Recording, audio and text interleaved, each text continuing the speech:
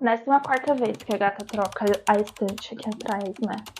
Todo vídeo vai ficar novo, porque eu sempre troco, né? Ai, ai. Olá, seja muito bem-vindo, muito bem-vinda ao meu canal. Meu nome é Evelyn e hoje a gente vai falar sobre uma série que eu não entendo, não compreendo, porque as pessoas não falam dessa série. Por que as pessoas não comentam dessa série tanto quanto deveriam? Já ouvi, ela chegou por mim por meio de indicações, então não posso ser completamente hipócrita e falar aqui hipócrita.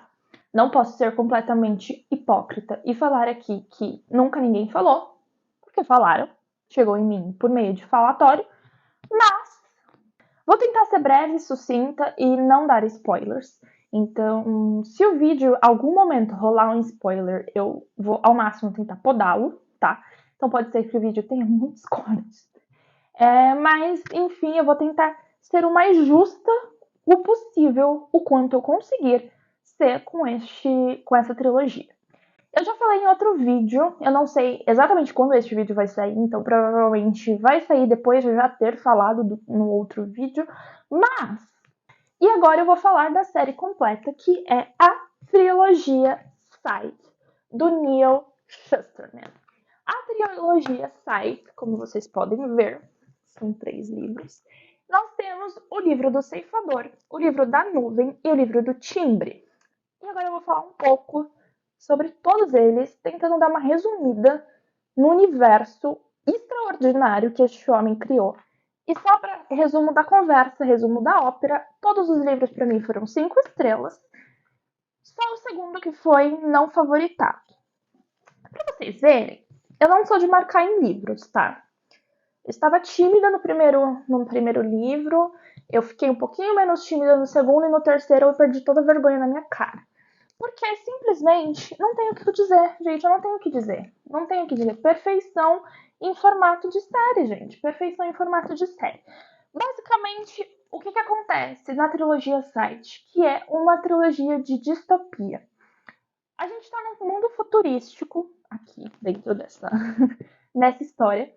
Dentro dessa história, a gente está num mundo futurístico pós-mortalidade, onde uma inteligência artificial chamada Nimbo Cúmulo, ela é responsável por organizar e prover para toda a humanidade o que é que a humanidade necessita.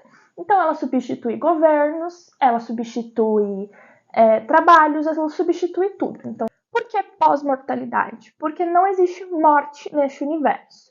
As pessoas não morrem. As pessoas, basicamente, elas podem sofrer acidentes, sofrer situações de risco e elas ficam semi-mortas. Então, elas ficam num estado de morte, porém, elas são levadas para um centro de revivificação, tipo um hospital, e são revivificadas. É difícil falar centro de revivificação. Revivificação. Elas são levadas para um centro de revivificação e elas passam por processos, são cuidadas, depois de certos dias, elas são revivificadas. Porém, também a Nimbus Cúmulo desenvolveu o que eles chamam de nanitos, que são pequenos eletrodos, células, eu não entendi muito bem o que era, mas eu acho que são esse tipo de coisa, que são inseridos nos seres humanos para que eles não desenvolvam doenças, para que eles não sintam dor, para que tudo seja extremamente blasé na vida deles. Então, os seres humanos vivem aqui por viver.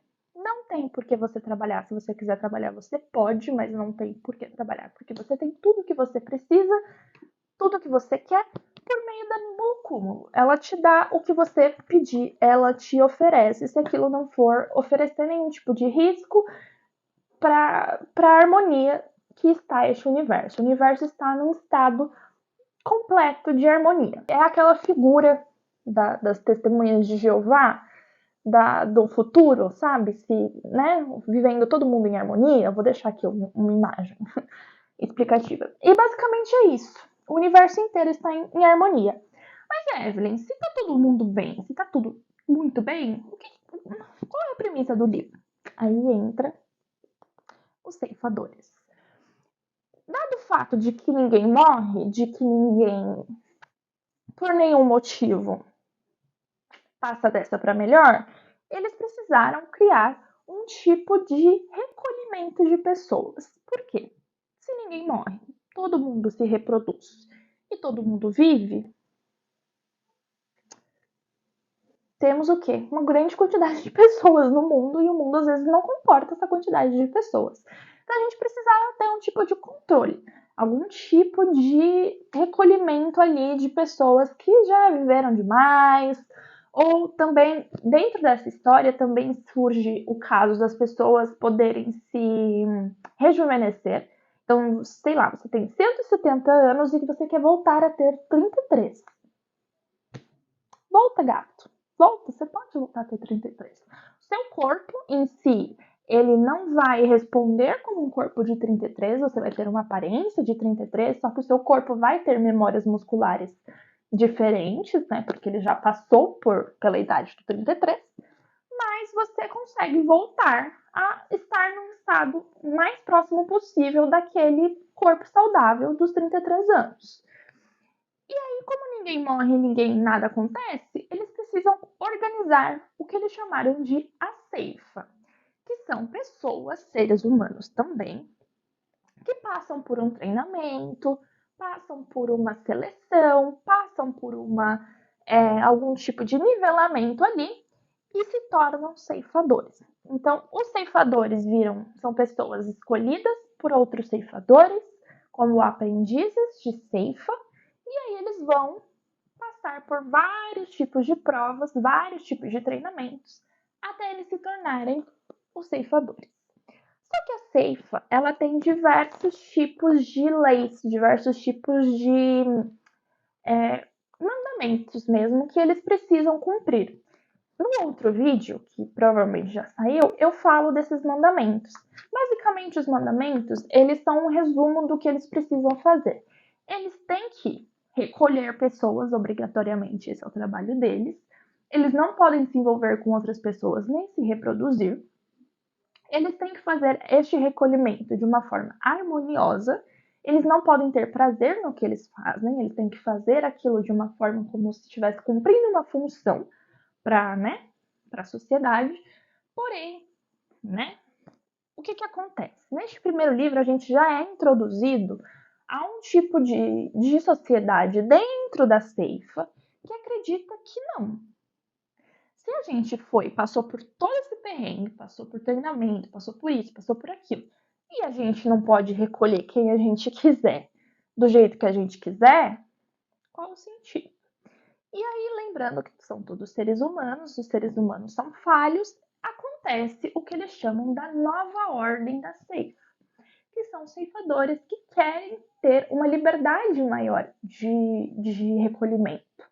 Porque até um certo ponto aqui, eles possuem um limite que eles têm que cumprir, que eles chamam de cota, eles têm um limite de recolhimentos que eles podem fazer, e você tem que fazer tanto assim, eles têm umas intrigas assim do tipo, gente que não tá fazendo demais e gente que tá fazendo demais. Então eles têm um conclave, né, que é tipo uma reunião que eles fazem todos os anos para discutir os próximos passos e tudo mais. E aí começa a surgir essas questões de tipo, tem algumas pessoas que estão fazendo de menos, algumas pessoas que estão fazendo demais.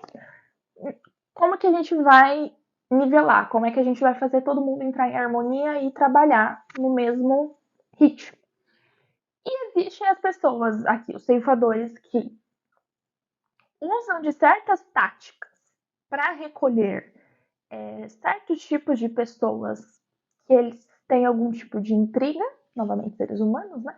Alguns são discriminatórios, então o ceifador acaba usando de estatísticas discriminatórias para recolher certos tipos de pessoas, e outros, acabam recolhendo mais, ou outros acabam recolhendo muito de uma região só, não fazem pesquisas, não fazem estatísticas e tudo mais. E existe os da velha guarda. Os da velha guarda, eles geralmente são ceifadores que respeitam todos os mandamentos, fazem tudo de forma harmoniosa, tudo de forma menos dolorosa. Só que a nova ordem já vem com uma outra premissa. Eles falam, cara, hoje eu tô afim de cumprir a minha meta. faltam xxxx pessoas que eu preciso recolher. Vou fazer isso em massa. Vou fazer isso, vou entrar no lugar e foda-se. Recolher todo mundo que tá lá. Sem nenhum tipo de motivo, sem nenhum tipo de pesquisa, sem nenhum tipo de estudo, nada. Pelo simples e repleto cumprição de dever ou por prazer. Porque tem também os que fazem por prazer. A primeira coisa que acontece neste livro aqui foi: 2 novos aprendizes foram escolhidos por um ceifador da velha guarda para se tornarem os próximos ceifadores. E foram chamados, foram convocados para fazer parte da ceifa como aprendizes. Então eles ficam um tempo aprendendo e depois eles passam por um teste que comprova se eles teriam o culhão de fazer o trabalho deles. E aí a gente é introduzida à realidade da Cifra Terranova e do Rowan Damesh, que são esses 2 aprendizes. Muitas intrigas, muitas coisas aqui acontecem. Tem um leve romancezinho, tem a lance da distopia total. É um livro, assim, que eu fiquei embasbacada. Eu li ele muito rápido. Ele tem suas 300 e poucas páginas e eu li ele, assim, muito rápido. Porque eu amo distopia, eu amo livro desse tipo. Eu amo livro com intrigas, com mundos futurísticos, com o que seria da nossa humanidade, enfim. E a forma como eles tratam a humanidade da nossa época é super, assim, super engraçado, né? Eles têm muitas reflexões do tipo: como será que é você ter depressão? Como será que é você ter uma doença? Eles não conhecem essas realidades, eles não conhecem a realidade do mundo de hoje. Como é que será que é você trabalhar para conquistar dinheiro, para conquistar as coisas? Os ceifadores, por exemplo, eles têm este trabalho, este dever que não é remunerado, mas todo mundo respeita eles porque, né, ninguém quer ser recolhido porque deixou um ceifador bravo. Então todo mundo acaba meio que adorando eles. E aí, como que é a relação de religião, adoração, como que é a realidade do ser humano com, enfim, com as coisas que hoje em dia a gente tem essas discussões na nossa sociedade e que aqui eles já passaram disso muito pra frente, que para eles são assuntos supérfluos, que eles ficam se questionando por que eles agiam desse jeito, por que a humanidade era assim. Gente, e aí a gente vem para o segundo livro, que é A Nuvem, que é a continuação do Ceifador. E aí a gente é introduzido a um novo tipo de camada social, porque somos todos seres humanos, né, dentro deste livro.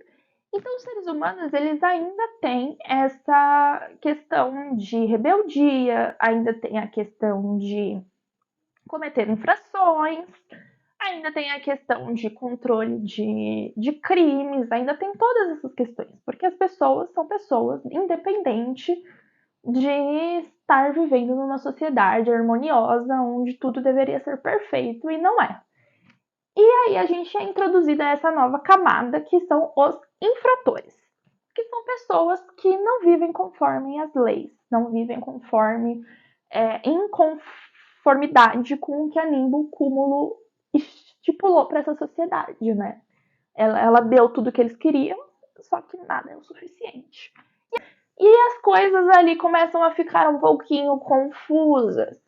Este livro aqui, ele foi uma extensão de coisas que foram apresentadas. Ele é um livro bem completo, assim, bem complexo também, porque teve muitas novas camadas dentro dessa sociedade que foram apresentadas.